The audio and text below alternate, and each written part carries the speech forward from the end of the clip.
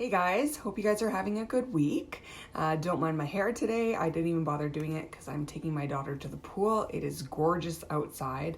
I don't know about where you live, but here in Canada or here in Alberta, it has been pouring for like the entire month of July. So I'm going to be taking advantage of this beautiful day. So today I want to talk to you guys about something that there's a lot of confusion about. And I get a lot of questions and I see a lot of questions on the Facebook pages.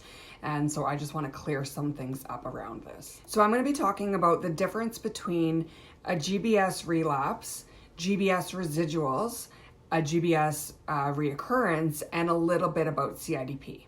So in a typical case of GBS, and remember, most cases aren't typical and everybody's is so different and unique, but in a typical case, you would get GBS, you have all the symptoms and all the tingling and paralysis and pain, and it progresses, and then you go through the disease, you start to recover, and then you have whatever you're kind of left over with. Now, sometimes, either in the acute phase or in the recovery phase, a patient will relapse. And so what a relapse is when everything kind of starts coming back. So the pain, the tingling, the weakness, the paralysis, it all comes back. And it's like as if you're starting over. For me, this happened when I was in ICU in the acute phase. The paralysis had started to fade. I had started to get movement back in my head, in my neck, as well as in my fingers and my shoulders. And then all of a sudden, after about a week of having movement back, it faded again and suddenly I was paralyzed again. So that is considered a relapse. So while you're still in that acute phase or in recovery phase and you relapse, and if you get better and then you relapse again, and you get better and then you relapse again, and if you continue to relapse, they will actually change your diagnosis to CIDP. And I don't talk about CIDP that often just because it's not something that I have gone through, so I don't want to ever give anybody miscommunication or any misinformation. But if you do have questions about CIDP, check out the GBS CIDP Foundation website, and there's tons of resources there. So going back to GBS, once you have recovered from GBS, technically you no longer have GBS. You have either recovered from it or you are in recovery and then you no longer have it. But after recovery, many of us are left with lingering effects. And these include, nerve pain, there's weakness, sometimes there's even nerve damage, there's tightness in your muscles and all the things that I've talked about in my previous videos. And what these are called are residuals.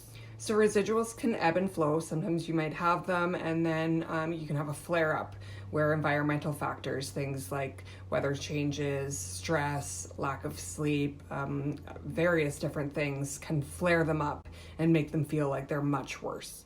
And then there are reoccurrences of GBS. And what those are is when you are re-diagnosed with GBS for a second time. And this happens in about 5 to 8% of GBS cases. So I know that's scary, but it is still pretty rare.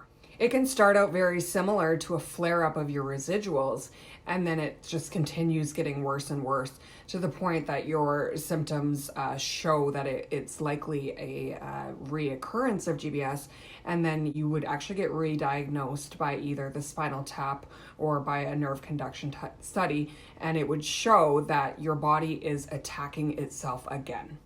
So second occurrences of GBS can be very different than the first time you had it. I actually had a second occurrence last year.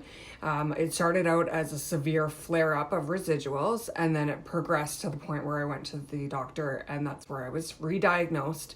It was a mild case compared to my first one. I was still hospitalized. I was still given a round of IVIG.